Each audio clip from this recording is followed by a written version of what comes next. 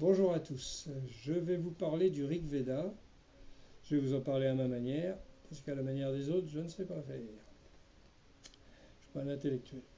Donc, c'est quoi le Rig Veda? Eh bien, c'est le plus vieux livre du monde, probablement. On n'en connaît pas de plus vieux. Alors, il n'était pas écrit, hein, il était oral. Hein, c'était oral, pas écrit. C'est un recueil d'hymnes qui sont adressés à des dieux, qui étaient chantés et déclamé, récité, marmonné, enfin, etc. Allez, dans les sacrifices à l'époque védique. Donc l'époque védique, dans la haute époque védique, hein, ce que j'appelle le védique jeune, moi, le védisme jeune. C'est-à-dire qui s'est passé entre 4000 et 5000 ans, et 6000 peut-être, entre 4 et 6000 ans. Voilà. Le Rigveda s'arrête à la fin, quand, il y a 3900 ans à peu près au minimum. Parce que ça se passe entre le Gange et l'Indus, et ça s'est arrêté quand la Sarasvati, la rivière la plus importante du Rig Veda, puisqu'ils en ont fait une déesse, sur laquelle ils étaient tous installés, quand elle s'est asséchée, tout le monde, bon ben voilà, ils sont partis et il a fallu évacuer la civilisation de l'Indus, et donc le védisme jeune s'est arrêté là avec une grosse importance, on verra ça plus tard. Donc c'est hérité du chamanisme de ce coin-là. Hein. Ils pratiquaient des trans extatiques. Les chasseurs-cueilleurs de l'époque pratiquaient des trans extatiques après avoir découvert le soma, sur lequel on va revenir bientôt. Euh, Voilà, donc au cours des sacrifices, il sacrifiait une bête, il tuait une bête, un bouc, un cheval, un taureau, une vache, une chèvre. Il la mangeait après, ils n'étaient pas végétariens, ils n'étaient pas non violents non plus, ils n'étaient pas. Il n'y a pas de leçon de morale dans l'Ayurveda. Hein, on ne vous dit pas il faut faire ci, il ne faut pas faire ça, etc. Non, non. Ça rentre pas, c'est pas dans le truc. Donc, alors le soma, c'est ce qu'il y avait. Enfin, je vais corriger un petit peu ici. Le soma, c'était ce qui était consommé pendant les sacrifices, pas tous les sacrifices, mais certains sacrifices, dont l'agnistoma par exemple, mais pas que, hein, il y en avait plein d'autres. Et c'était consommé, c'était une boisson. Qui était à base d'eau, de lait et de psilocybine. Hein, ça a été identifié par des chercheurs russes en 2009.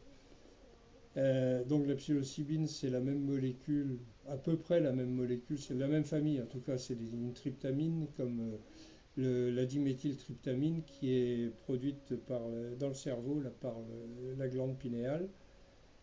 Quand on pratique le yoga, la méditation, tout ça, ça finit par agir sur la glande pinéale. Bon, ben là, c'est pas une molécule naturelle, c'est une molécule externe, mais qui produit à peu près le même effet. Il y a une différence de durée de l'effet. Voilà. La diméthyltryptamine, ça donne un effet qui dure de 30 minutes à 45 minutes, alors que la psilocybine c'est 6 heures, et si vous prenez de l'acide lysergique, ça va faire 12 heures. LSD, l'acide lysergique. Bon, pour les effets, alors je vous conseille de lire euh, les Upanishads. Ça, il n'y a plus de soma au moment des Upanishads, hein, mais c'est parce qu'ils ont arrêté le soma qu'ils ont commencé à développer les Upanishads et tout ça. Ils ont dit on va avoir le même effet d'une autre manière. Donc, si vous voulez avoir les détails, donc beaucoup plus de détails sur les effets, ben, je vous conseille Stanislas Grof. Il a écrit, c'est un psychiatre hongrois qui a travaillé sur le LSD pendant 20 ans et qui, à la suite qui est parti vivre aux États-Unis. Et qu'à la suite de la chasse aux sorcières déclenchée par Ronald Reagan sous la pression des fondamentalistes chrétiens, il a été obligé d'arrêter. Donc il a développé une technique avec des yogis basée sur la respiration, le pranayama. Et il a développé la respiration holotropique, où il obtient exactement les mêmes effets qu'avec le LSD. Voilà. Je vous conseille aussi la lecture du bouquin de Rick Strassman, qui a travaillé sur la diméthyltryptamine et qui a sorti un bouquin qui s'appelle les DMT, la molécule de l'esprit. Je vous le conseille vivement, vous trouverez tout ça sur mon site. Alors, les hymnes, donc c'est du sanskrit archaïque, c'est des vieux sanskrits qui sont destinés à préparer l'esprit, en fait, hein, parce que le contenu n'est pas forcément particulièrement intéressant, parce que les hymnes, c'est comme les mantras, c'est composé de trois trucs. La première chose, c'est la signification, c'est très important de savoir ce qu'on raconte. La deuxième chose, c'est le rythme, parce qu'un mantra doit être rythmé d'une certaine manière. Et la troisième chose importante, composante importante, c'est le son. Il faut que tout ça colle. Alors c'est pour ça que quelquefois il y a des mots très compliqués dans le Rig Veda, parce que il faut que ça colle avec le nombre de pieds et le son. Et quelquefois, ils sont obligés d'inventer des mots. Alors, quelquefois, ce que je dis, c'est pratiquement tout le temps. Vous prenez chaque phrase, vous avez au moins un mot dedans que vous êtes obligé de chercher partout. Vous le trouvez dans aucun dictionnaire et vous êtes obligé de le reconstituer vous-même à partir de la racine, quand vous la trouvez. Bon, enfin, heureusement, les Indiens ont travaillé beaucoup sur le sanskrit et ont mis en ligne des sites qui sont très efficaces, comme Sanskrit Dictionary, Heritage et tout ça. Hein, très, très, très bien. Heureusement qu'ils sont là, les gars. Vous allez me dire, c'est eux qui sont concernés les premiers, donc c'est normal. Alors, est-ce que je vous parle de l'histoire je pourrais vous parler peut-être de la guerre des 10 rois dans une autre fois.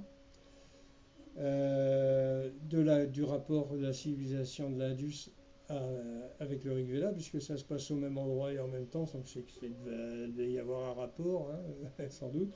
Si vous voulez, on peut parler aussi de l'invasion aryenne, des migrations des steppes, de l'Out of India théorie, de tout ça. Là, si je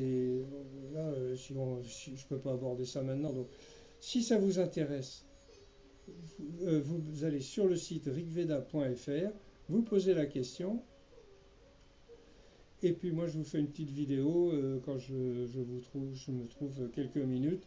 Je vous fais une petite vidéo, c'est sans chichi, sans rien, hein, et parce que ça non plus je sais pas faire. Et, à ce moment-là, je reprendrai ça, je pourrais discuter de tel ou tel point, les castes, comment se déroulait un sacrifice, le prix du soma, enfin bon, plein de choses. Hein. Pourquoi les vaches sont sacrées, enfin, tout vient de là. Donc voilà, vous allez sur mon site rigveda.fr, vous avez un formulaire pour poser la question, ça m'arrive dans ma boîte email, je regarde ça, je vous fais une petite vidéo pour expliquer ça. Ce sera 5 minutes, hein, parce qu'il y a des 5 minutes ou 10 minutes, ça dépend. Mais voilà. Donc je vous dis canavo, puisque je suis breton, je dis canavo, au revoir, slava, tout ça.